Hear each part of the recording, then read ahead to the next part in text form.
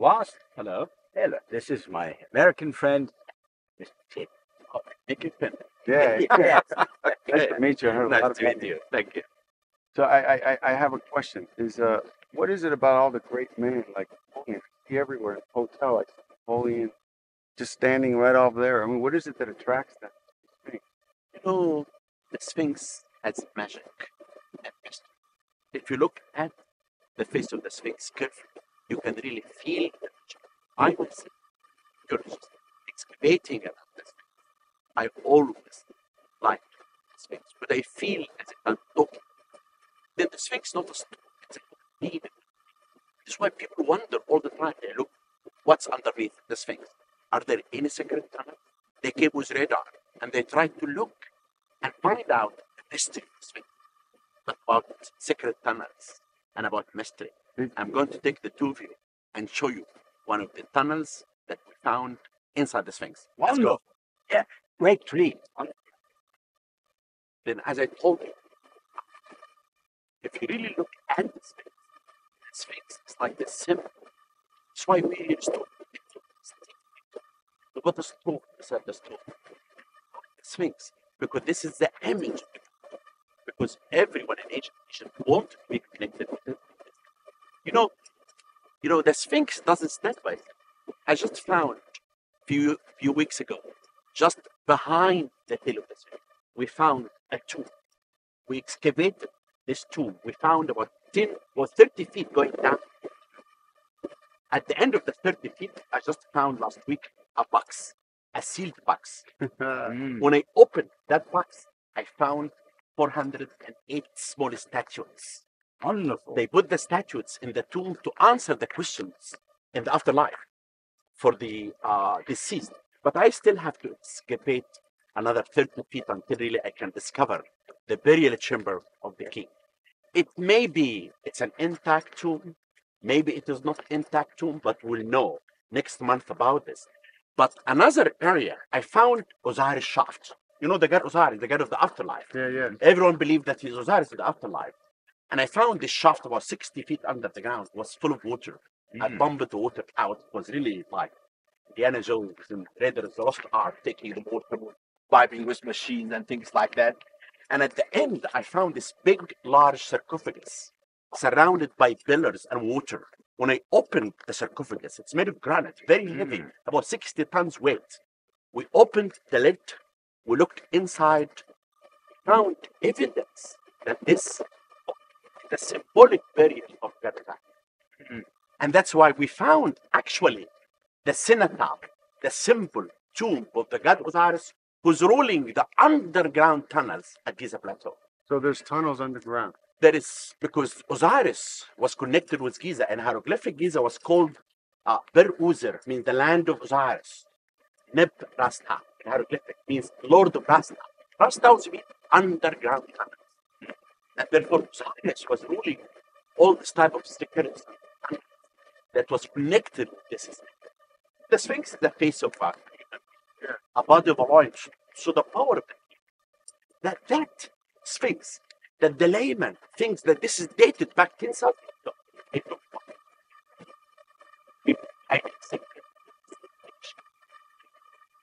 And this is why people always they come and they touch the Sphinx and they feel the magic of the Sphinx when they touch it.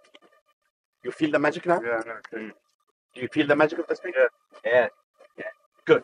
But the more magic that all my life I was searching for secrets. And I found four of them. One behind the head of the Sphinx goes down for about 15 feet. Another one behind the stela, the green stela that we see at the end of our tour. And the third one is a tunnel goes inside the north side of the Sphinx. But the interesting one that you're going to see in a second, an old man in the age of 90 was working for me. And he said, if you take a stone from the tail of the Sphinx, you'll find a tunnel. And that's actually is the tunnel that we found. I followed the advice of this man. I took the stone. You can come here. Took that stone. I took and I entered inside.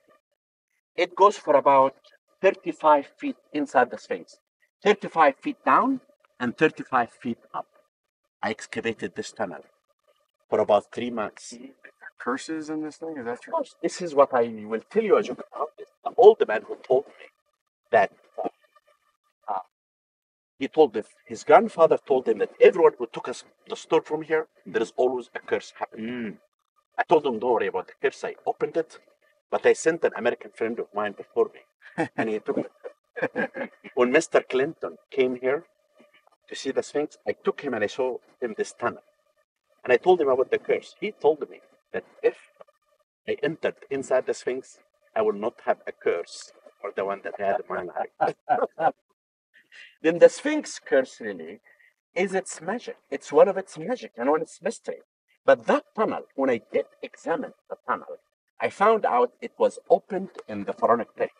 People like us looking for the treasure of the Sphinx, the mystery of the Sphinx, and they come and they cut tunnel to see what's inside the Sphinx. What kind of treasure is inside? I did not find anything except Where these steel rods were there so it doesn't collapse. yeah, we just did this for us. After I entered inside, I was excavating.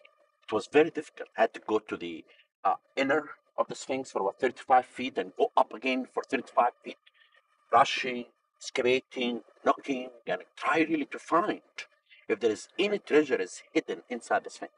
I did not find anything. But guess what I found? I found an old shoes was hidden inside a shoe. Maybe before us in the last 2 centuries, like I was searching for the secret, maybe people before me searched for the secrets, and one of them left his shoes inside the Sphinx. But that discovery can tell us that not only us today who's searching for the secret of the Sphinx, but people, even in pharaonic period, thousands of years come by and they try to find out the secret and the mystery and the magic of the Sphinx. Let's go. Let's go. Don't leave any shoes down. Really? Whoop. Ah, good. Yes.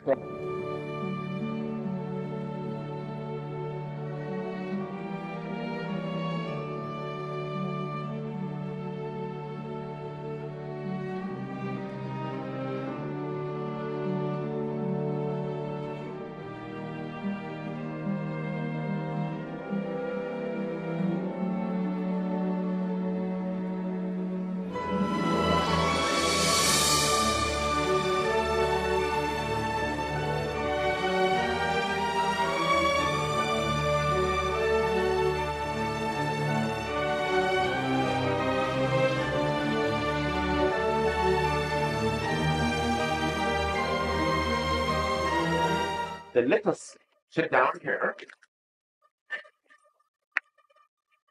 With the Sphinx, in about 15 years, the Sphinx lost. I came here and I looked at the Sphinx. I felt I did not understand how they had the Sphinx. When I finished the restoration of the Sphinx, I came. I looked at the Sphinx. The Sphinx was asleep. And that I felt that I do have a spiritual connection. You can really see in your heart things that you do not have an explanation to it. Why, when I look at the Sphinx carefully, I feel the Sphinx as if it's talking to me. I feel as if I understand. I understand many things about the pyramid. I spent all my life looking for the truth because there is many people in Egypt, people who believe that the Sphinx is dated back 10,000 years ago. And they believe that the Sphinx belonged to lost civilization. And most of them, they feel there is a box is hidden under the ice. I came here, straight on. That's not a stone. That's why this stone really, it's the living stone. The stone that really can capture your heart, Robert, your heart, Finn. What do you feel now sitting in this place? Tell me. Truth. Truth and It's truth and wisdom. I was looking that way, and I feel like it's telling you the truth of something that you have to face. Yeah. Maybe that's the way I saw it. Wise man, wonderful. Wise man, tell me. Did you ever believe that you will sit in this place at the past and try to understand many things in the past that can explain to us many things for our future. True. You know, I just had the feeling and the study last week when I did a radar in front of that stone outside the Sphinx, and the radar showed something, and that's why we are in front of the Sphinx to see. Maybe there is something hidden that we don't know, because we are sure now that there's nothing is hidden in the Sphinx. Now we have to look outside this. People sometimes explain to me things about reincarnation, how's my connection with the Sphinx, and I think I'm here all the time to dig, excavate, reveal secrets from the sand to understand the truth about the Sphinx.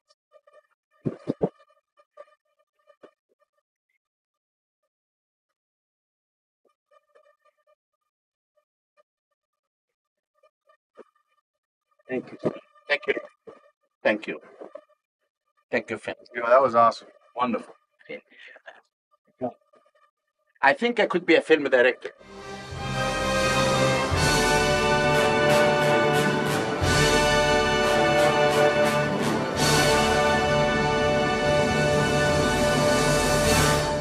Okay, ready. Hi, Commander in Chief. 2004. It's July 30th. We're at the Pyramids. We're shooting Spiritual Warriors. I'm one of the actors, executive producers, and I also schlep. Hi, I'm Rick Ojeda. I'm line producer, camera AC, PA, and I also heard that And he forgot the camera in his room today. Robert King, assistant camera, sound. I'm out. David Brandon, director, Token Black Guy, and baggage coordinator. Michael Hubbard, script supervisor, producer. I brought Kobe up here. Let's go. Can't take it for you, Evan. Joshua Benson. My name is Mas Victor in English. Victor, Evan. Here, look at it.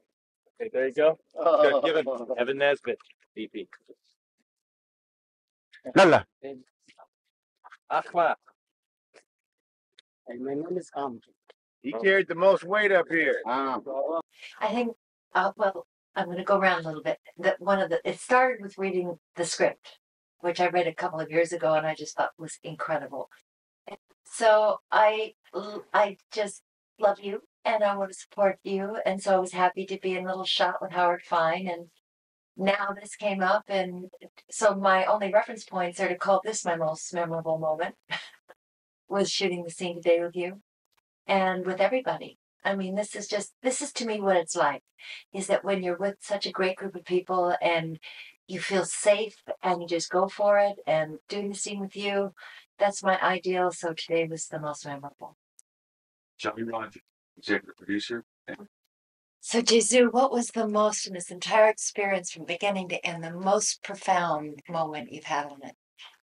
Most profound moment is like right now that I'm filming with all my friends, and that we used friends, new friends that I made, and old friends, and we included all of ourselves to make a great product, to make a great film, and to grow out of it, and travel the world and expand beyond the box that we live in every day.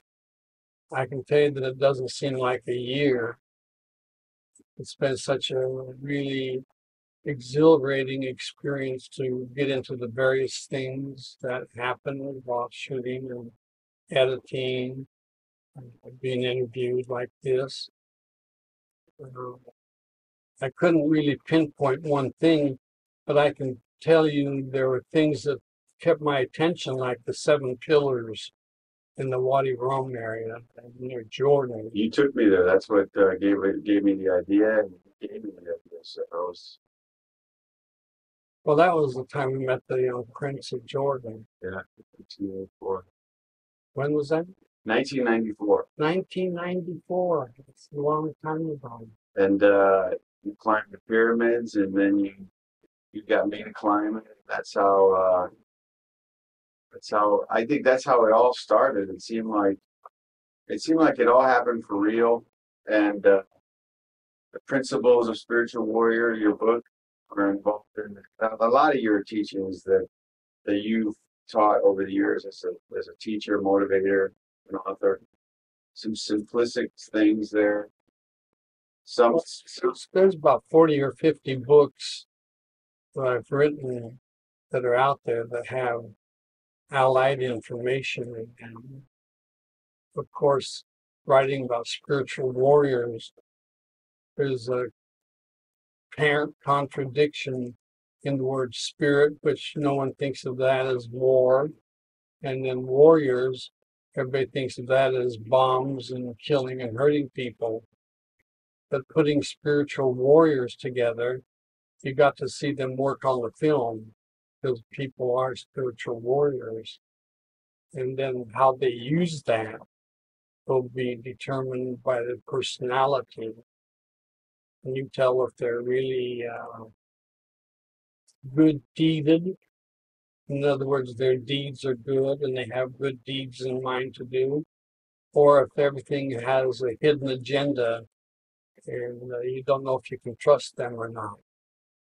Spiritual warrior, of course, is just trustworthy because that's what they are and who they are in the interior. is there something you want to tell? Obviously, Robert Easton is the star, the older man. I play the young student, and Robert Easton is portraying you in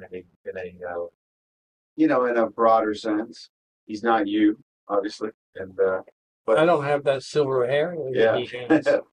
Is there anything that you want to say, or that you, by meeting Robert Easton, or people like Lee Taylor Young, which is our friend, she's in the movie, Shyla Cruiser, and David Rayner, longtime student.